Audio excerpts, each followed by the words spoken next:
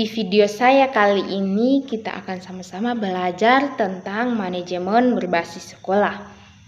Sebelum itu kita perlu ketahui dulu tentang apa itu manajemen berbasis sekolah.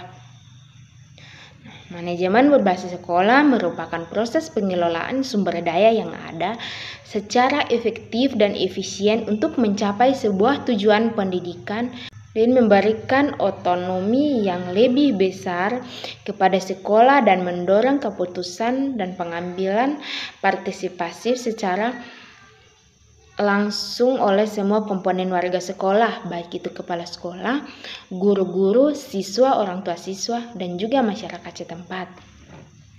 Selain itu, dalam manajemen berbasis sekolah juga memiliki beberapa komponen utama, yakni kurikulum dan program pengajaran, yang kedua tenaga kependidikan, yang ketiga kesiswaan, yang keempat keuangan, yang kelima sarana dan prasarana, yang keenam itu pengelolaan fungsi hubungan khusus dengan masyarakat setempat. Nah, dari komponen-komponen ini memiliki fungsinya masing-masing. Yang pertama itu ada fungsi manajemen kurikulum dan pengajaran. Nah, fungsi manajemen dan kurikulum ini mencakup kegiatan perencanaan, pelaksanaan, dan juga penilaian terhadap kurikulum yang digunakan. Nah, dalam pelaksanaan kurikulum juga ujung tombak dari pelaksanaan kurikulum ini adalah sekolah, yang mana kepala sekolah sebagai penanggung jawabnya terhadap perencanaan, pelaksanaan, dan juga penilaian. Nah, selain itu juga kurikulum yang dibuat disesuaikan dengan kebutuhan siswa. Berikutnya adalah fungsi manajemen tenaga kependidikan. Nah, fungsi manajemen tenaga kependidikan ini mencakup perencanaan pegawai, pengadaan pegawai, pembinaan dan pengembangan kompetensi pegawai, promosi dan memulai, pemberhentian pegawai, kompensasi, dan penilaian terhadap kinerja pegawai. Yang berikut adalah fungsi manajemen kesiswaan.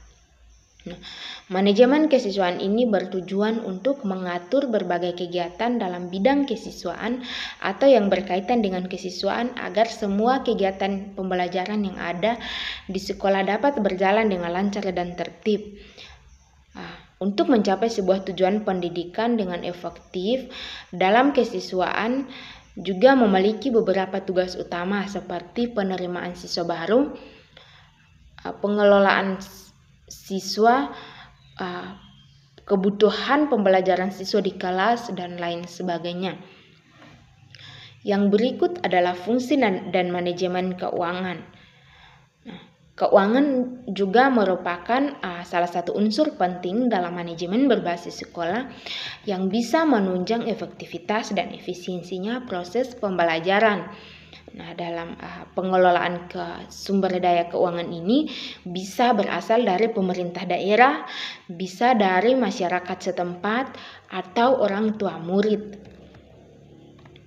Yang berikut adalah sarana prasarana. Nah, sarana prasarana dalam sebuah lembaga pendidikan merupakan salah satu unsur penting yang bisa menunjang efektivitasnya proses pembelajaran. Nah, sarana prasarana di sini seperti gedung, kelas, meja, kursi, papan, perpustakaan, laboratorium, dan lain sebagainya. Yang berikut itu adalah fungsi hubungan sekolah dengan masyarakat. Nah, tujuan dari fungsi ini adalah untuk memajukan kualitas pembelajaran, pertumbuhan anak, serta memperoleh tujuan untuk meningkatkan kualitas hidup masyarakat dan menggairahkan masyarakat untuk menjalin hubungan yang baik dalam satuan pendidikan. Selain itu ada juga fungsi manajemen khusus, yang mana layanan khusus ini meliputi manajemen perpustakaan, kesehatan atau UKS, dan juga keamanan sekolah. Berikutnya itu adalah efektivitas, efisiensi, dan produktivitas manajemen berbasis sekolah. Kita akan membahasnya satu persatu, yakni yang pertama itu adalah efektivitas. Nah, efektivitas manajemen berbasis sekolah adalah bagaimana berhasil melaksanakan semua tugas pokok sekolah menjalin partisipasi dengan masyarakat yang baik, mendapatkan serta memanfaatkan sumber daya, sumber dana, dan sumber belajar dengan baik untuk mencapai tujuan pendidikan berdasarkan sistem dimensi waktu. Nah, berdasarkan dimensi waktu ini, efektivitas dapat diamati dalam beberapa jangkauan, yaitu ada jangkauan pendek dengan jangka waktunya sekitar 1 tahun, jangkauan menengah sekitar 5 tahun, dan juga jangkauan panjang atau jangkauan lama sekitar 5 tahun ke atas. Yang kedua itu ada efisiensi. Nah, efisiensi ini dapat dibedakan menjadi 2, yakni internal dan juga eksternal. Efisiensi internal ini merujuk kepada hubungan antara output pendidikan atau pencapaian pembelajaran dan juga input pendidikan atau sumber daya yang digunakan dalam pembelajaran untuk memproses output pendidikan. Sedangkan efisiensi eksternal adalah hubungan antara biaya yang digunakan untuk menghasilkan tamatan dan keuntungan kumulatif. Yang ketiga itu adalah produktivitas. Produktivitas dikemukakan oleh Quesnay, seorang otonom Prancis pada tahun 1776.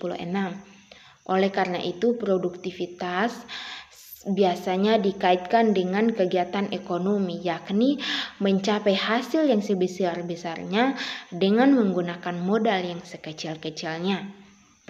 Dalam penerapan efektivitas, efisiensi, dan produktivitas manajemen berbasis sekolah,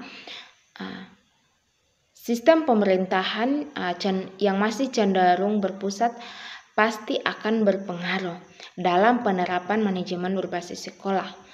Karena akan sangat sulit jika pejabat pusat dan daerah masih menggenggam wewenang yang sebenarnya sudah didelegasikan oleh sekolah. Yang berikutnya kita membahas tentang koordinasi, komunikasi, dan supervisi. Nah, kita akan membahas terlebih dahulu tentang koordinasi.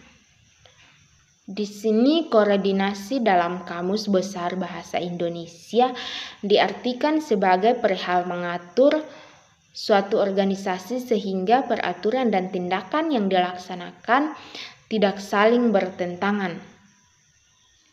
Karakteristik dari koordinasi ini seperti tanggung jawab terhadap tugas yang diberikan, mampu bekerja sama dengan tim, memiliki kesatuan tindakan. Adapun manfaat dari koordinasi yakni menghindari dan menghalangkan hal-hal yang tidak diinginkan seperti kepentingan pribadi, timbulnya pertentangan, timbulnya rebutan, menimbulkan kesadaran bekerja sama, serta dalam memecahkan sebuah masalah. Ada juga beberapa macam koordinasi, seperti koordinasi intern yang berkaitan dengan koordinasi vertikal, struktural, koordinasi horizontal, dan diagonal. Dan juga koordinasi ekstern, yakni koordinasi atasan dan bawahan, koordinasi sesama pejabat yang setingkat atau yang setingkat dalam suatu instansi, dan juga koordinasi fungsional. Nah, dalam cara melakukan koordinasi ini dapat dilakukan dengan cara formal dan juga cara non-formal. Melalui konferensi pertemuan berkala, pembentukan panitia gabungan, pembentukan badan koordinasi staf, wawancara dengan bawahan, edaran berantai, dan lain sebagainya. Syarat-syarat koordinasi antara lain itu sense of competition, rivalry, team spirit, esprit, dan ideas corps. Sifat-sifat koordinasi.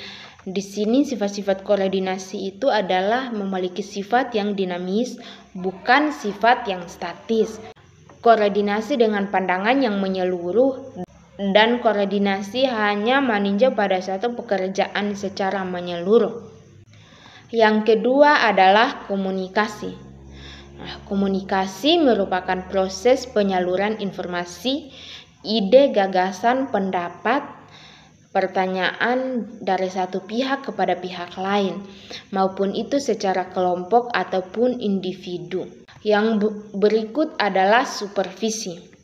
Supervisi secara etimologi berasal dari kata super dan visi yang berarti melihat dan meninjau dari atas dan apa yang dilakukan oleh pihak terhadap aktivitas, kreativitas, kinerja bawahan. Nah, tujuan dari supervisi pendidikan adalah untuk memberikan layanan bantuan kepada guru-guru untuk mengembangkan situasi belajar mengajar yang dilakukan oleh guru.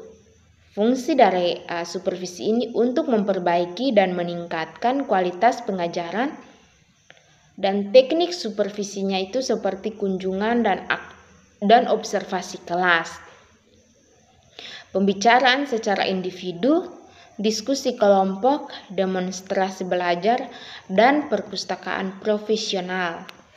Yang terakhir adalah kepemimpinan dalam manajemen berbasis sekolah. Kepemimpinan manajemen berbasis sekolah adalah kepemimpinan yang mampu mengarahkan serta mewujudkan visi misi menjadi misi.